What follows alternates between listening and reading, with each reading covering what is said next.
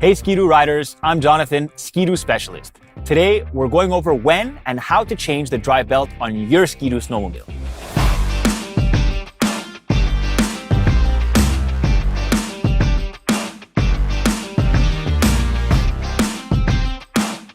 Don't forget to hit the subscribe button below to always get the latest Ski-Doo how-to content and insider info.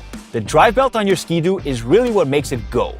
It transfers power from the engine to the track to deliver those thrilling moments on the trails or in the backcountry. You always want to make sure your drive belt is in good working order. That starts with inspecting it before every ride.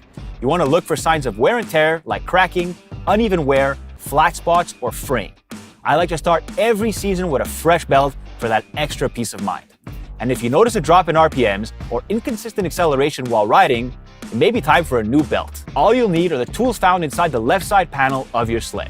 With your snowmobile on a level surface, the engine stopped, and the tether cord removed, open the small upper side panel where the tools are stored, and undo the rubber straps to remove the larger portion of the left side panel. It's important to note that Ski-Doo trail models have a bit of a different process to access the belt. The large-sized panel is on one large piece, and there's a belt guard that needs to be removed before you can access the belt. You'll see the tools stored in our small side panel. A suspension adjustment wrench and this curved tool that we use for expanding the driven pulley and adjusting the headlight. Take the pulley expander and insert it into this threaded hole on the adjuster hub of your driven pulley. Next, screw the pulley expander in order to open the sheaves. This will take tension off the belt and make it easier to remove. When you've got the driven pulley open far enough, you can slip the old drive belt over the top and then slip it over the drive pulley below to remove it. It's always a good idea to have a new drive belt on hand at all times. There's even a storage location right here on the sled we can use. So let's grab our new drive belt and put it on. When we put the new drive belt on, pay close attention to the arrows. You want the arrows pointing forward at the top of the driven pulley. When installing the new belt, you'll slip over the lower drive pulley first, then work it over the driven pulley.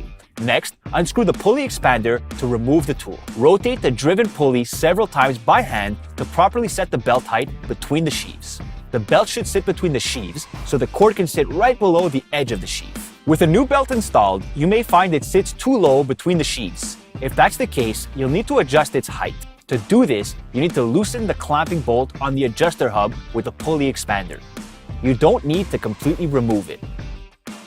Next, take your suspension wrench and turn the adjuster hub a quarter turn at a time and rotate the driven pulley by hand. Turning the adjuster hub counterclockwise lowers the drive belt, clockwise raises it. Repeat this process until your drive belt is properly set.